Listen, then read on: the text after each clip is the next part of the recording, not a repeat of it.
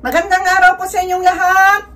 Andito na naman ako sa harap ninyo para magbigay na naman ng isang impormasyon na baka hindi nyo pa nalalaman, pero bago ko simulan, humiling lang po ako ng kaunting pabor na i-subscribe ang malit na channel ni Ate Stella ninyo. Guys, huwag na tayong paligoy-ligoy pa. Simulan na natin ang ating topic ngayon.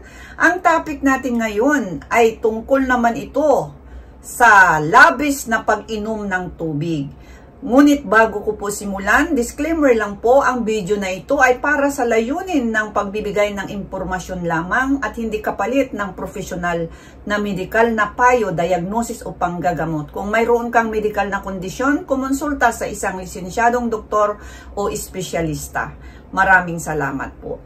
So guys, pag-uusapan natin sa video ito ang delikadong epekto ng labis sa pag-inom ng tubig. Ayon sa mga eksperto, hindi pareho ang dami ng tubig na kailangan ng bawat tao. So, depende ito sa mga sumusunod. Una, ang iyong timbang. Pangalawa, ang physical activity na sinatawag.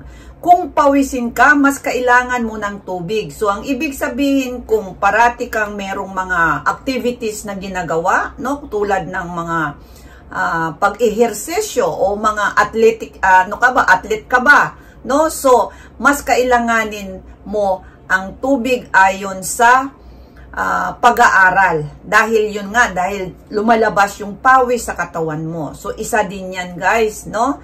Na depende po yan. At ang pangatlo naman, depende po sa klima o panahon. So, mas mainit, mas mabilis kang ma-dehydrate. So, ang ibig sabihin, kapag ang panahon ay mas mainit, so ang ibig sabihin, mas kailanganin ng tubig ang katawan. So, yan po ang pangatlo, no? So, narito tayo. Sino-sino nga ba ang hindi dapat uminom ng maraming tubig? Hindi lahat ng tao ay dapat sumunod sa 8 glasses a day rule na tinatawag. May mga kondisyon na kailangang limitahan ang tubig. Dahil sa lalo na sa may mga karamdaman na aking babanggitin tulad ng may kidney disease.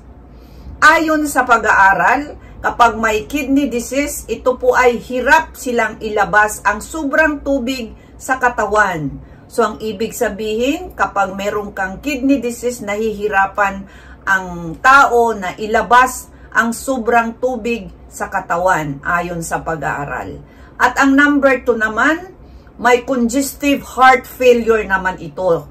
Maaring maiipon ang tubig din sa katawan kapag ikaw ay mayroong ganitong karamdaman. So, ang ibig sabihin, pag meron tayong sakit na congestive heart failure, kailangan natin na magpakonsulta muna sa doktor kung gaano kadami ang dapat inumin na tubig bago tayo uminom ng labis na tubig. Dahil alam nyo guys, sa atin sa Pilipinas, parati kong nakikita na kapag umuwi ako, talagang inom ng tubig. So, hindi po yan masama, kundi kailangan natin na malaman din kung lahat ba na tao ay dapat uminom nito. Yun lang po guys, hindi po yan, kailanganin po ang tubig sa katawan. Ngunit, itong mga babanggitin ko na may karamdaman, kailangan pong yung mag-caution na ayon sa ilang pag-aaral. So, yan po yung number 2 kapag may congestive heart failure.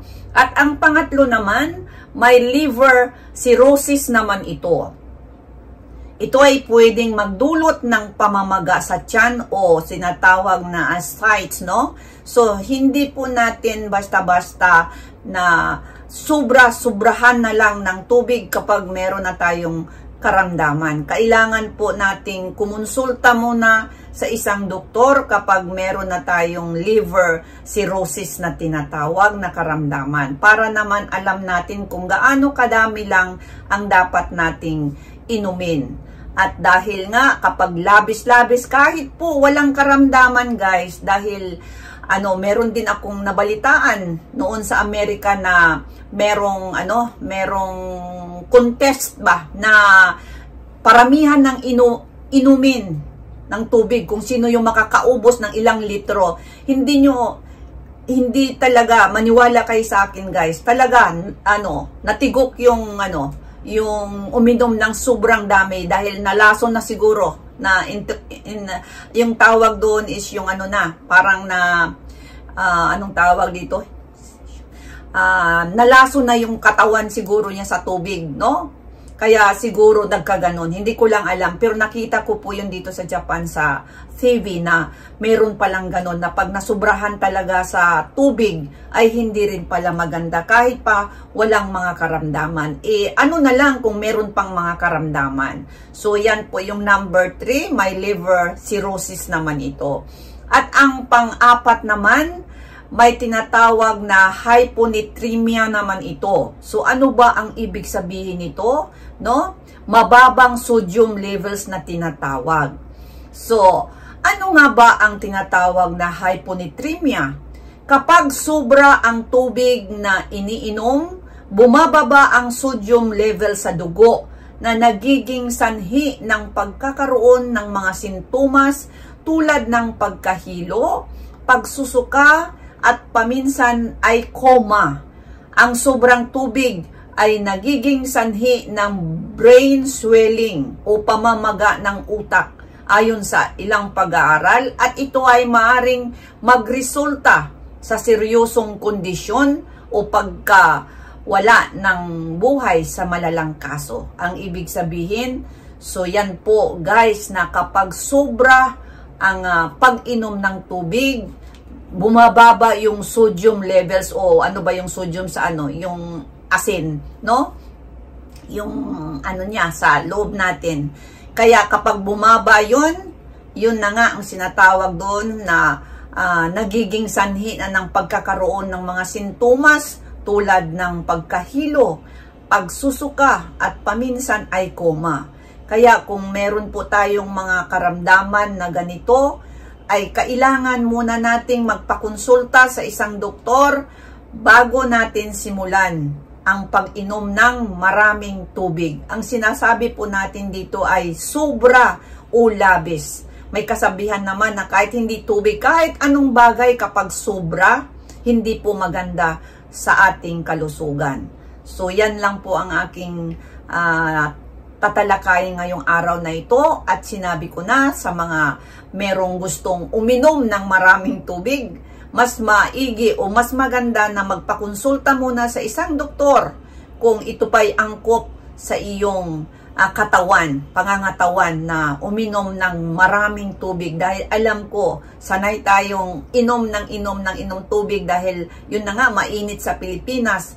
Ngunit, yun na nga, kapag doon sa may nakakita nito, na pwede rin pala tayong mag-ingat na hindi basta-basta sobra-sobrang pag-inom ng tubig sa atin katawan, no? Dahil sa sobrang likido rin ay meron din palang hindi magandang kapapadunguhan ang ating kalusugan. So, hayan po dyan, at dyan nagwakas ang ating video, at ako po nagpapasalamat sa lahat ng tumatangkilik sa aking channel at hindi nagsawa kahit man hindi man o pabulol-bulol man akong nagsasalita. Maraming salamat pa rin sa inyong lahat. Ang inyong lingkod si Ate Estela ninyo. Bye-bye!